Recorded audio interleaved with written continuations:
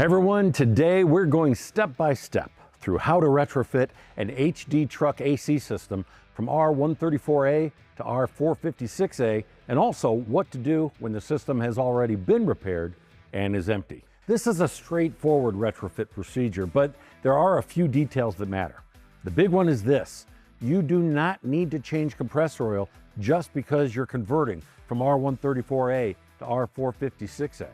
You only add back the specified oil based on the amount removed during recovery. This is a refrigerant retrofit, not an oil conversion. Orbia F&EM positions R-456A as a lower GWP alternative to R-134A for existing mobile AC systems. The retrofit procedure starts with recovering the original refrigerant from the vehicle. Step one is to use a certified refrigerant recovery and recycling device for the refrigerant being removed and recover the R-134A from the truck according to the equipment manufacturer's procedure. While you're doing that, note the amount of oil removed. That number matters because later you'll add back the specified oil based on what came out of the system. So to retrofit a Class 8 heavy truck for 456A, the first step is using a certified recovery recycle machine to remove and recover the existing 134A. So we've got a machine here for our 134A certified. So what we're going to do is we're going to connect the service hoses to the vehicle. So the service ports on this vehicle are conveniently located right here. And this one actually has a tether on it, so I can drop it and it doesn't go anywhere. Okay, so I've got that one situated, and then the low side is right here. And there's no tether on that one, so. And we'll pop that into place. Okay, snap. All right, so our service connectors are in place. One thing I want to note is I want to look at the oil level before I start. I want to know how much that increases at the end of the process. So we know what it is now, and then we'll see what it is at the end of the process. Okay, I'm going to open the valves in order to access the refrigerant in the system. You saw the gauges pop up. That tells me I have pressure in the system. And then I'm going to go into the recovery mode. So I'm going to press recovery and start. So during this process, the machine just is running. You'll see gradual decline in the gauges. Toward the end, you're going to see it go faster. Once we get the liquid out of the system and we're only evacuating gas or recovering gas, it goes much faster. There's only 2 pounds in the system, so it's not going to take that long. So recovery is complete. The 134A is now totally removed from the system. So I'll be disconnecting the service valves, low side,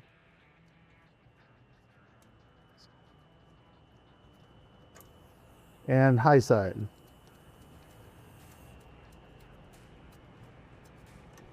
Okay, and I no longer need this machine, so we're going to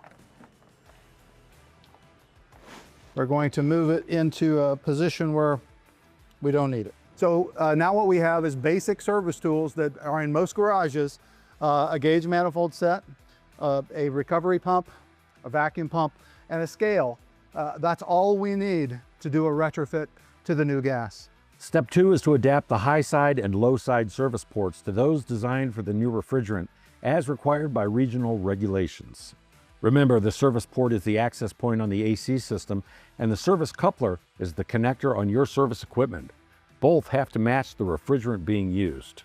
Yeah, so the next step is that all refrigerants have to have a unique fitting adapter. So for 456A, these are the unique fitting adapters approved to the EPA SNAP process. There's the low side and the high side. We'll be adapting the vehicle with these adapters and then adding a label to show what refrigerant is in the system.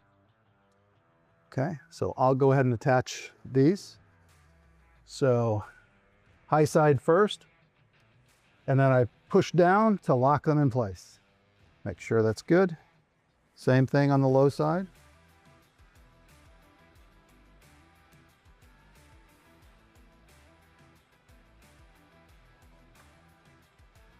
Push them on, lock in place. Step three is to label the vehicle correctly. Place the new refrigerant label on or adjacent to the SAE J639 label as required by regulations. This is not optional. Anyone servicing the truck later needs to know exactly what refrigerant is in the system. Step 4 is to complete any system repairs. If the truck came in with a leak, a damaged hose, a failed condenser, or another AC problem, fix it before moving on. Step 5 is oil replacement, but only to restore what was removed. Add the specified oil based on the amount of oil recovered earlier. Again, you do not change compressor oil just because the truck is being converted from R-134a to R-456A. So once the fittings are on and the label's there, the next step is to do the repair, which is the reason for the service to begin with. So the repair is conducted, and then the oil is added in the amount that was removed during the recovery process. So I'm going to connect to the new coupler or the new adapters. We obviously have to have new couplers. We have to have another way to connect service tools. So these couplers were developed for this purpose. So we'll start with the low side.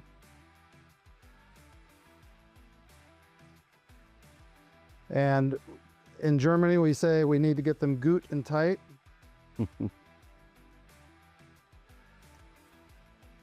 Okay, so those are on solid. Step 6 is evacuation. Using dedicated equipment for the new refrigerant, which may be repurposed from R-134a service equipment for this application, connect to the system and pull vacuum for 10 minutes. Evacuation removes air, moisture, and any trapped refrigerant so the system is ready to accept the new charge. All right, so what I'm going to do is I'm going to open up my system to the vacuum pump. So I'm opening the gauges. This allows the vacuum pump to pull a vacuum through the gauge set. One thing that you might want to do before you bring back some of these tools you might not use that frequently is just remind yourself how to use them. So I'm opening up the flow so that vacuum can come through here, through this hose, to my vacuum pump, out the door. All right, so open up the flow here. Open the flow here. Okay, looking at my gauges, I'm still kind of in a vacuum. All right, turn on my vacuum pump. And presto changeo, my blue needle is moving into a deep vacuum.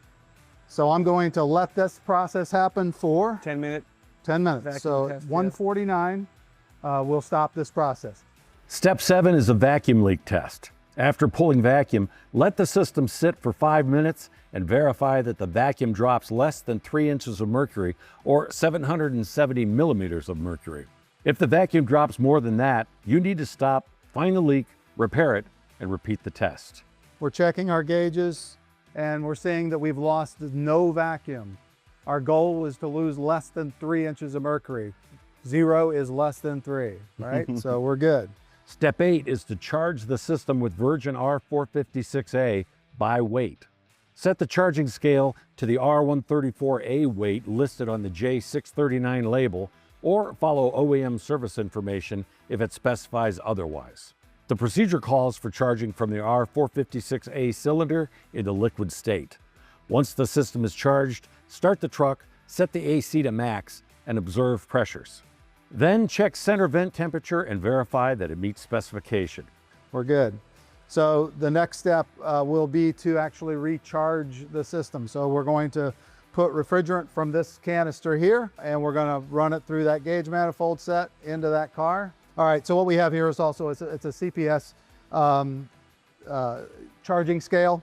And you can see that it's got an in and an out. There's a solenoid in there that is that's going to open up when I tell it to, and it's going to close when it gets to my charge target. So I'm going to use my little app here to set a charge. So it's asking me to put my tank on the scale.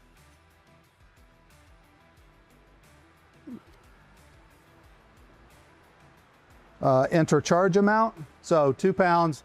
Now, I do need to open up flow again, right? I've got to get refrigerant from here. So I also have to open up this liquid tank line here. So I'm going to open